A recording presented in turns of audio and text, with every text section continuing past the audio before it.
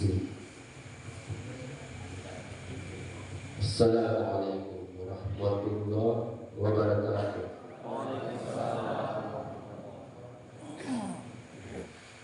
Yang saya hormati dan saya muliakan Bapak Kepala Desa Rosoa, Bapak Haji Marzuki SKG. SKG Sarjana Alangga Sarjana Ahli Gombal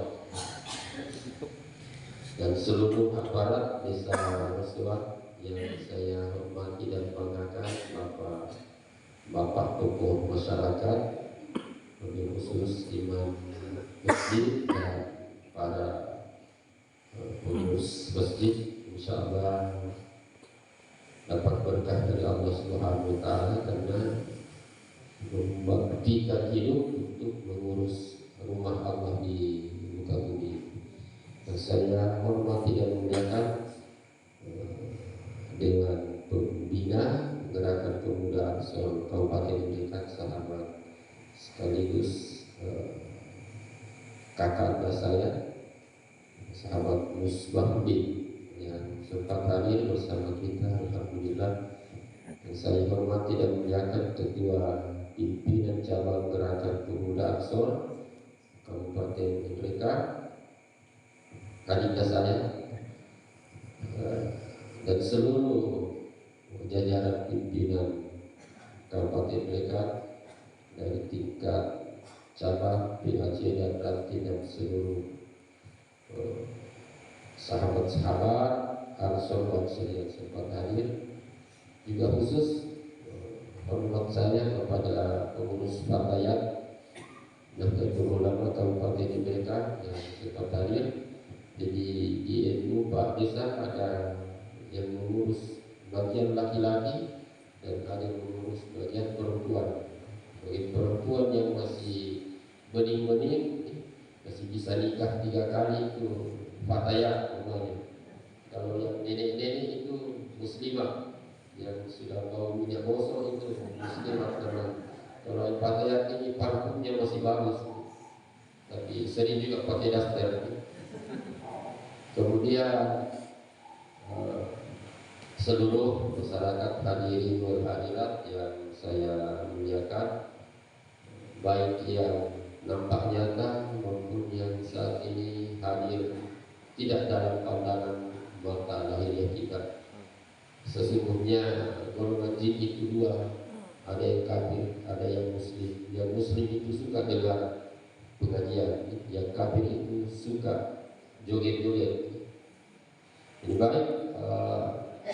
Alhamdulillahi alladzi nawwara qulubal arifina bitauhid wa ja'alahu radiyan li jami'il asyia'il wujud. Wassalatu wassalamu ala awwalil qabil litajalli minal haqiqati wa sa'iril mawjud sayyidina wa maulana Ahmadin, sayyidina wa maulana Muhammadin, sayyidina wa maulana al-Hashim wa ala alihi wa sahbihi alladhina bazalu nufusahum lillah yabtaguna fadlan minallah. Asyhadu an la ilaha illallah wa asyhadu anna Muhammadan abduhu wa rasuluh. Allahumma shalli wa sallim wa barik ala sayyidina wa maulana wa syafi'ina wa habibina Muhammadin wa ala alihi wa sahbihi ajmain. Wa ba'du, saya diamanahkan membawakan pengajian Aswaja Ahlus Sunnah wal Jamaah versi An-Nahdiyah. Jadi saya bukan Ustaz Pak Desa. Kalau Ustaz itu urusannya tidak pernah selesai. Saya juga bukan penceramah karena saya tidak punya ilmu. Saya ini saudara-saudara kita semua. Kita hanya bersaudara yang dipersaudarakan di kalimat yang sama, dengan satu kalimat yang sama, yaitu la ilaha illallah.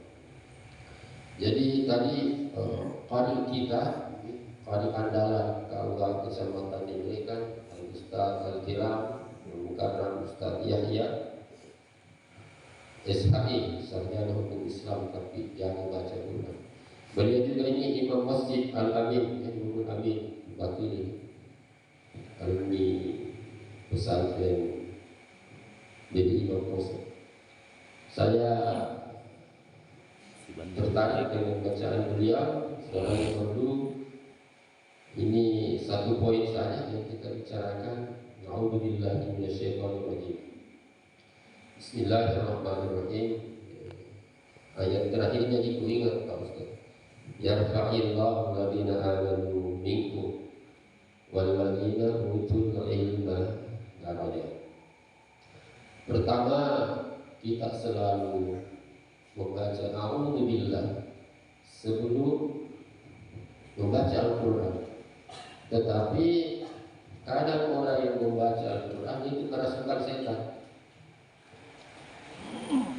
Ada ini, padahal dia bertahu, dia berlindung kepada Allah dari godaan setan.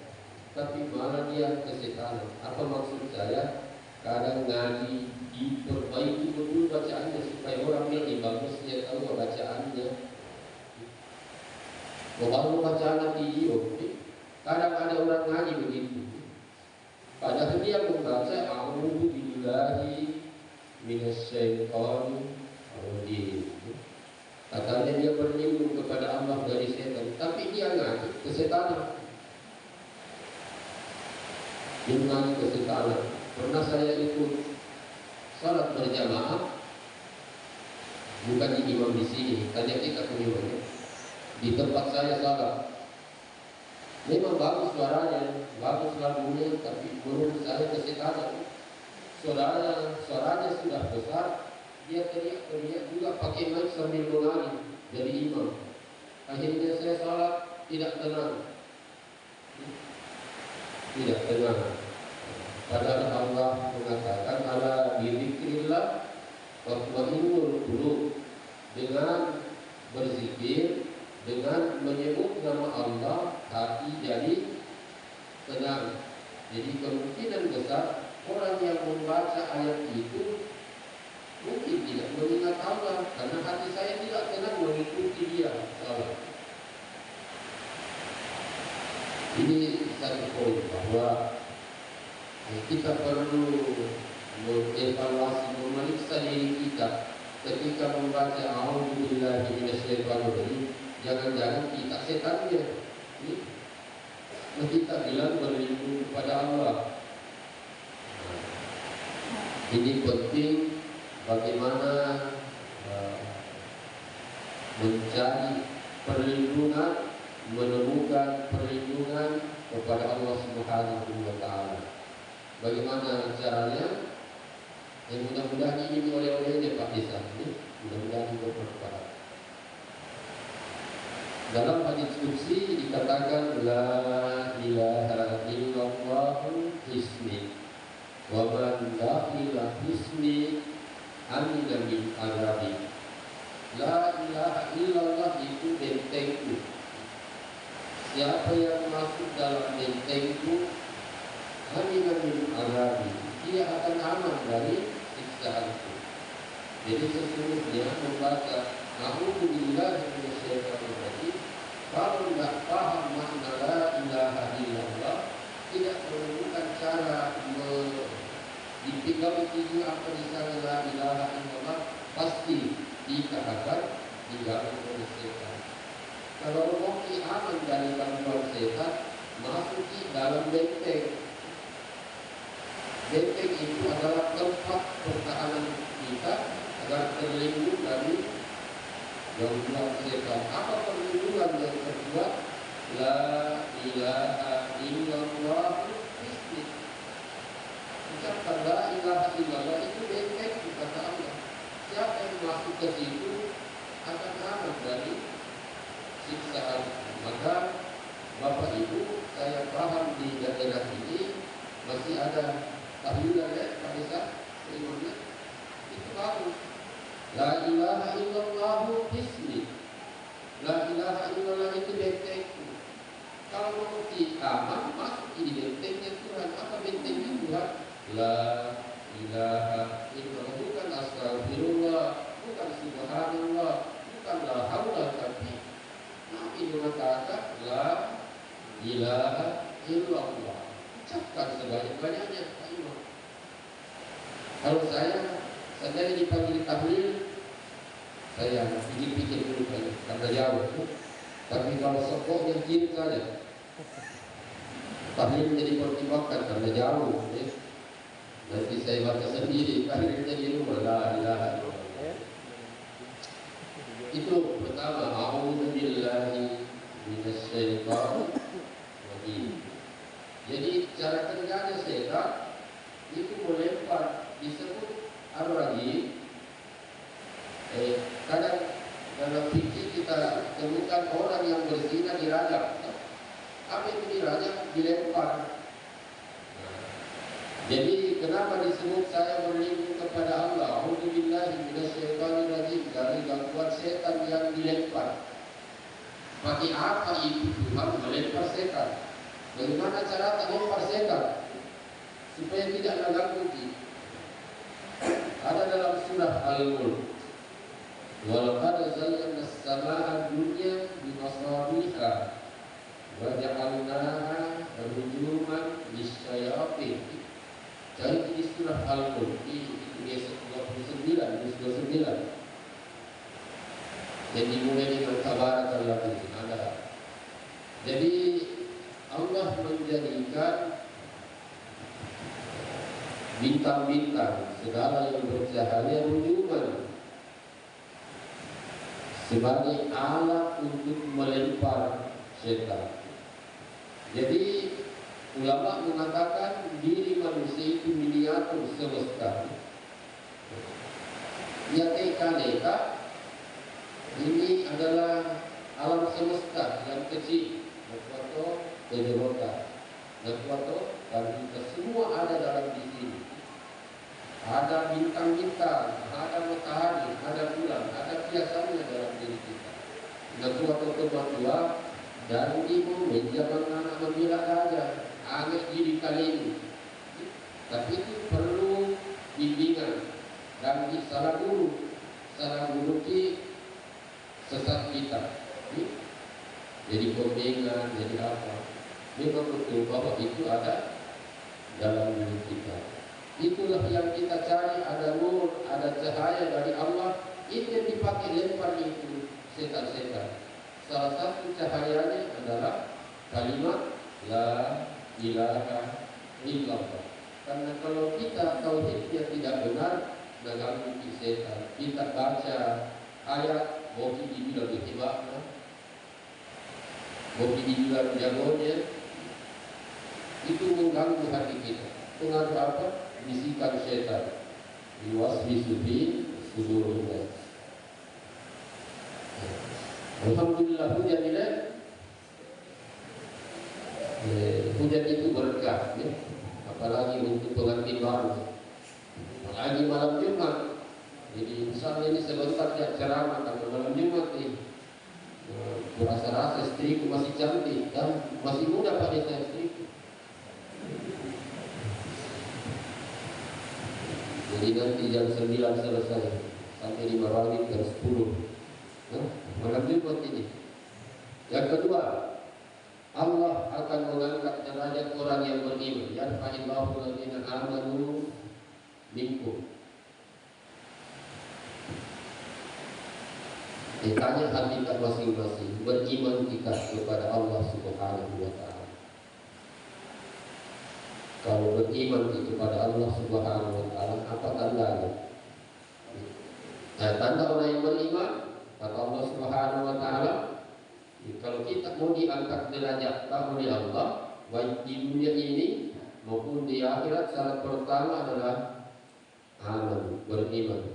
Yang mana itu yang beriman? Innamal mu'minuna alladzina idza dzukirallah wajilat qulubuhum. Satu, orang yang beriman dengan benar, idza dzukirallah, jika disebutkan, bukan dia yang menyebut, bukan idza dzakarallah, idza dzukirallah, itu Kalau ada yang belajar nahwu pasti paham.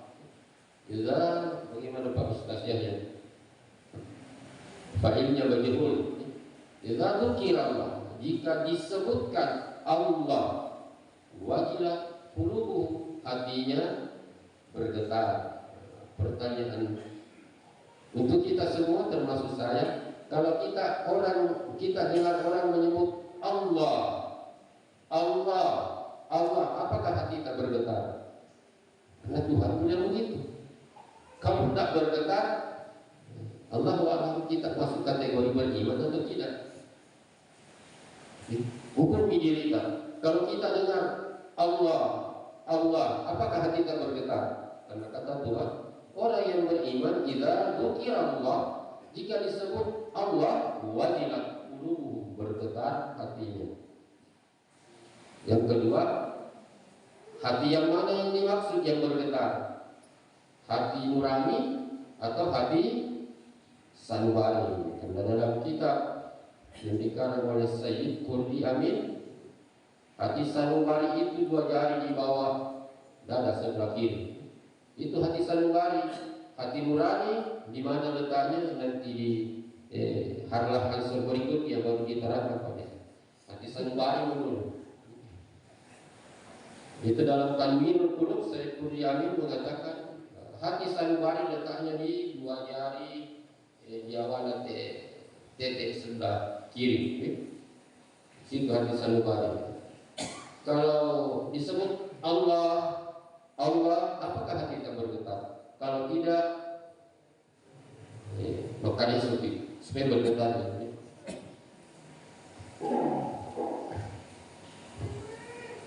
Wa idza tuliyat alaihim ayatuhu zadatuhum imana. Ciri yang kedua orang beriman, idza tuliyat, jika dibacakan, bukan dia yang membaca. Idza tuliyat alaihim, jika dibacakan kepada mereka ayatuhu, tanda-tanda kebesaran Allah, zadatuhum imana, keyakinan mereka bertambah. Ini yang jadi soal hadirin wal hadirat sekalian. Sekarang di sini mengaji apa tahu keadaan kemati. Nah gitu. Sekarang begini. Ada tuh orang bilang tidak boleh, tidak boleh mengaji di rumahnya orang mati. Padahal kalau ada orang membaca Al-Quran dan bertambah iman, akan dipici orang beriman. Jadi saya curiga maunya memang baca supaya iman kita bertambah bahwa kematian itu, kehidupan itu haknya Tuhan yang ngatur. Daripada kita cerita politik, maklumin saja, minum kopi saja, bacalah Al-Quran. Karena wa inna asbaqal hadits, kitabullah, perkataan yang paling benar adalah perkataan Tuhan dalam kitabnya, dalam Al-Quran. Masa dilarang membaca perkataan Tuhan yang paling benar? Nah, dibiarkan orang mengkaraoke, dibiarkan orang makdome. Ini perkataan yang paling benar yang mau dibaca. Masa sih tidak boleh? Jika tuliat alaihim ayat, dengan membaca Al-Quran, iman kita bisa bertambah kepada Allah. Bahwa memang Allah Maha Kuasa, kekuasaannya mencabut roh bagi siapapun yang Dia kehendaki. Wa ala rabbihim yatawakkalun, kemudian kepada Rabbnya mereka berserah diri. Kenapa Allah tidak mengatakan wa 'alallahi yatawakkalun wa 'ala, tapi Allah mengatakan wa 'ala rabbihim yatawakkalun, dan kepada Rabbnya, kepada Tuhannya mereka berserah diri. Bukan disebut kepada Allah. Dalam kajian para ulama, Allah dan Rabb itu berbeda. Allah dan Rabb berbeda. Yaitu Allah ditapu-tapui, yaitu Rabb diingaran. Yaitu Allah dalam lapah ililan, Ia Torah, ia muntudi ngarang. Wa ya ayyuhalladzina amanu dzkurullaha dzikran katsiran wasabbihuhu bukratan wa asila.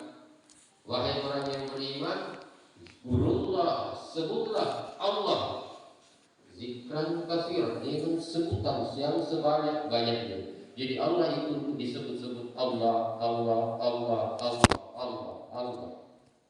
Di ayat lain di surah Al-A'raf 205 Allah mengatakan, "Wadhkur rabbaka fi nafsika tadarruan wa khifatan wa dunal jahri minal qawli bil ghudwi wal asali wa la takun minal ghafilin."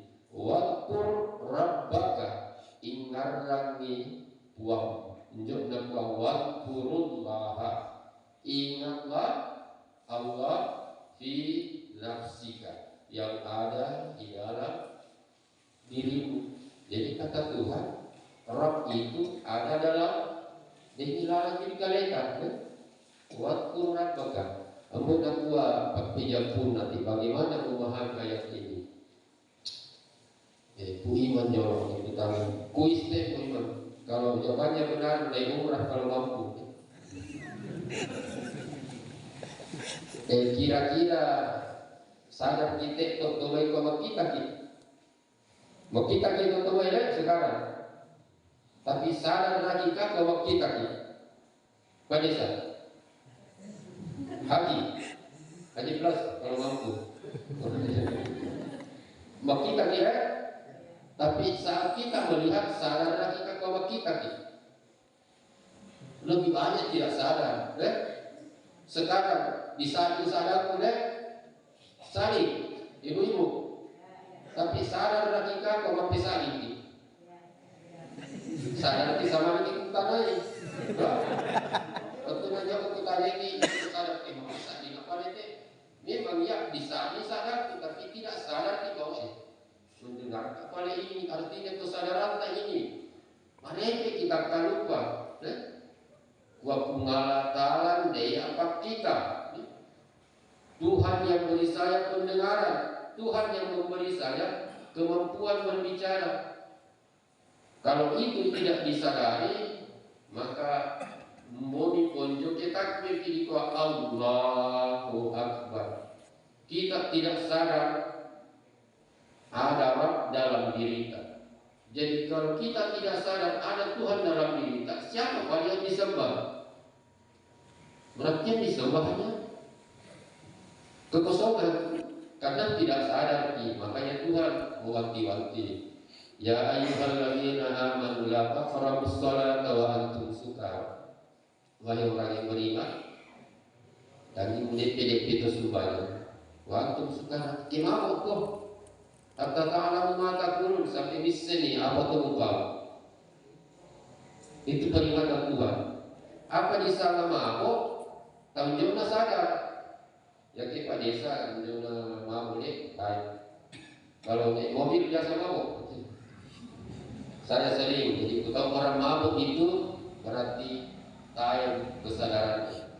Jadi kalau kita tidak sadar bahwa Allah yang memberi penglihatan, Allah yang memberi pendengaran, Allah yang memberi pembicaraan, Allah yang memberi suara, sebenarnya mabuk. Padahal Allah ia teringatkan fi nafsika, demi lalang di kaleta. Itu maksudnya orang tua. Dagingmu membela menganga, demi lalang di kalemu. Itu contohnya. Supaya kita ini bisa beragama dengan tenang. Jadi kalau ada orang belum bisa menemukan Tuhannya dalam dirinya, jangan lagi sedikit salah kok masuk ke neraka. Kau sendiri tidak sadar apa yang Tuhan dalam dirimu. Apa yang ada, sifat-sifatnya ada dalam dirimu.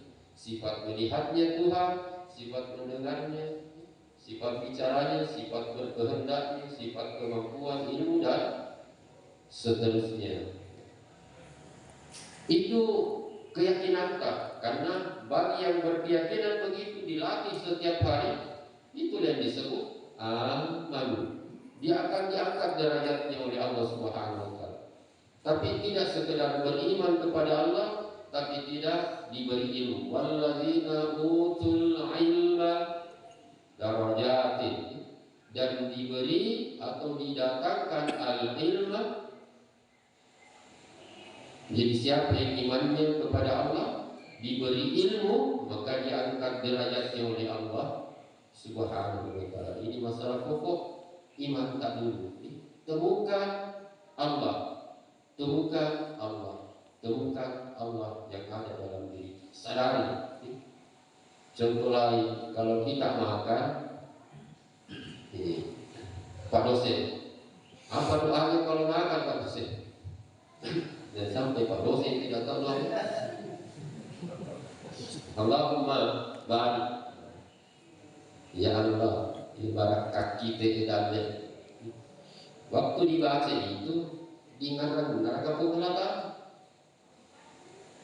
diingatkan neraka. Kalau tidak, mungkin pun tidak berdoa mata. Ini kebanyakan kita lalai. Maka di surah yang saya baca, kalau takut minal ghafilin, janganlah menjadi orang yang lalai. Kalau kita belum bisa merasakan kebersamaan dengan Allah, jangan sedikit-sedikit salahkan orang, karena kau belum bersama dengan yang maha benar. Maka pasti pandangan kita, karena selama bersama dalam kelalaian, pandangan kita berkemungkinan 99% salah terhadap orang lain, karena kita sendiri lalai kepada Allah yang maha benar. Jangan sedikit-sedikit itu patah lele, jangan cocok, jangan jamin itu. Nabi pesan, laqimu mautakum la ilaha illallah. Bimbing itu orang yang akan mati di antara kalian dengan la ilaha illallah. Jadi maksudnya bukan yang mau yang tentu amanah karena dibici la ilaha illallah, bukan. Kita ini yang masih hidup kan semua mati, kecuali Pak Desa mungkin immortal, hidup abadi dengan kebaikannya sebagai kepala desa. No? Nah, saya tanya tadi ini apabila beliau yang Pak Desa waktu memani juga, oh puima dipaham mereka tu apa di pemani juga. Ini dong seperti itu. Promosi kita Pak Desa. Nah, dari dulu saya kenal,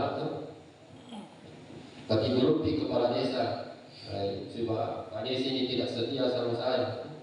Ada belum jadi kepala desa, berarti jadi imam desa ketua. Tapi dia jadi kepala desa, tidak setia sama saya. Makanya saya datang lagi nih Pak Desa. Itu tadi bahwa apa yang dipaham oleh orang-orang tua tak sebenarnya mantap nih. Cuma jangan didepek kita belum sampai ke sana, sampai kita mengatakan masa begitu, masa begini. Tidak mungkin orang tua melakukan tanpa ada petunjuk. Tahlil itu ucapan ada dalam agama Islam. Siapa yang mengajarkan Islam pasti ulama-ulama. Tidak mungkin orang tua di sini tidak diajar oleh ulama untuk menyebut itu. Pasti ada ulamanya.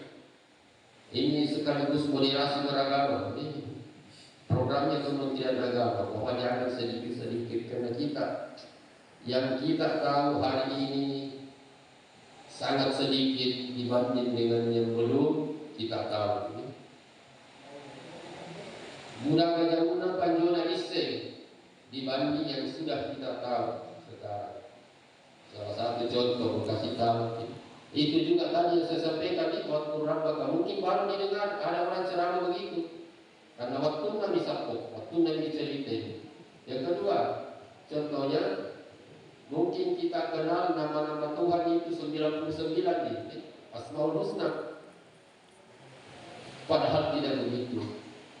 Guru saya mengajarkan nama Tuhan itu tidak hanya 99, 1000 hanya malaikat yang tahu, 1000 hanya nabi yang tahu, 300 ada di kitab Zabur, 300 ada di kitab Taurat, 300 ada di kitab Injil, 99 ada di Asmaul Husna Al-Quran. Satu wa malakal, itu namanya yang dia simpan itu. Kan ada hadis, nama aku 100 kurang 1. Itu namanya 100 kurang 1. Yang satu itu hanya Allah yang tahu, tapi tidak berarti tidak boleh dibocorkan. Sama kalau Pak Desa ada orang dekatnya, pasti rahasianya Pak Desa dekat sikap sama istri itu, karena Pak Desa dekat sama Ibu Desa. Jadi kalau mau tidak dapat bocoran namanya Tuhan, dekat-dekat sama Tuhan, dikasih bocor itu. Syaratnya dekat, iman kepada Allah, ilmu, maka kita akan diberikan hidayah oleh Allah Subhanahu wa Ta'ala. Jadi nama Tuhan itu tidak 99, 3 ribuan. Contohnya, ada Yajin, Ahujin, itu nama Allah itu. Ada Warhuddin, Barasi, Salsalat, Jaljalat, Halhalat, itu nama versi Suryani. Jadi banyak sekali pengetahuan ulama yang kita tidak tahu. Sehingga sedikitnya pengetahuan kita gampang menyalahkan ilmunya orang lain, padahal lalu baru seujung buku ilmu kita menyalahkan ilmu ulama yang lebih luas dibanding kita. Ini baru dari setitik ilmu dari samudra ilmunya Allah Subhanahu wa Ta'ala yang diizinkan Allah disampaikan malam ini melalui lisan saya. Mudah-mudahan ada hikmah, ada manfaat yang bisa kita petik dari apa yang saya sampaikan.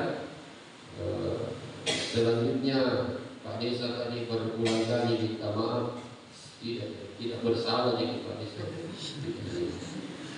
Dalam pandangan yang semestinya kita memandang seluruh yang bukan mauka itu maunya Tuhan. Seluruh yang bukan mauka itu maunya Tuhan. Ansur yang mau, kalau ada Pak Desa tadi, tapi Tuhan tidak berkehendak begitu. Tuhan mentakdirkan Pak Desa pergi rapat juga. Mestinya pikiran kita begitu, sehingga tidak sedikit-sedikit menyalahkan orang. Wa Allah Ta'ala misa-misa tunai. Dia yang mengatur seluruh alam semesta. Contohnya bahwa Tuhan Maha mengatur. Berapa kali kita nafas Pak Desa, 1 hari 1 malam? Ada yang tahu di sini, di pirati menyawa sangat sambungi. Jadi seni tidak ditahu kenapa, karena bukan kita yang ngatur nafas tak keluar masuk.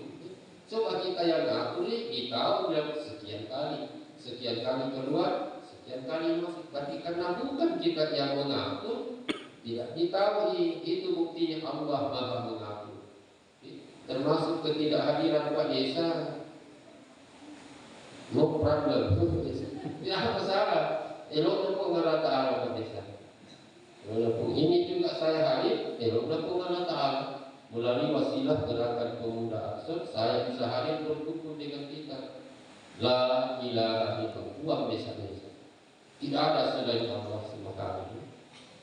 Saya tidak jago, saya tidak hebat bicara, yang hebat hanya yang punya ilmu. Ilmunya diturunkan kepada Rasulullah, sampai ke sahabat, ulama, sampailah ke kita, diulang-ulang ini ilmunya. Jadi tidak ada yang hebat, yang maha jago, maha hebat hanya Allah Subhanahu wa Ta'ala. Ansor bisa begini atas izin dan rahmat dari Allah Subhanahu wa Ta'ala.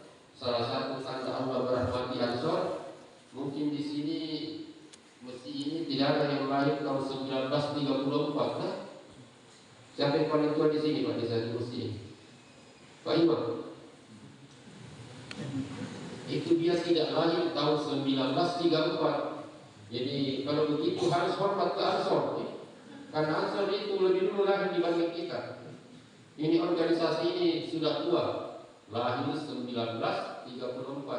Belum ada dibilang Angkatan Bersenjata Republik Indonesia, belum ada Tentara Nasional Indonesia yang pakai loreng, Jadi itu Pak Desa, warga di sini lebih duluan bangsa pakai loreng dibanding TNI. Karena duluan dilahir. TNI lahir kapan? Ansor lahir sebelum Indonesia merdeka. Itu ABRI, nanti Indonesia merdeka baru ada. Jadi mungkin inspirasinya ABRI sekarang itu dari bangsa pakai loreng. Mungkin di kemungkinan saya bisa di cross-check ke Komandan Kodim Pak Desa.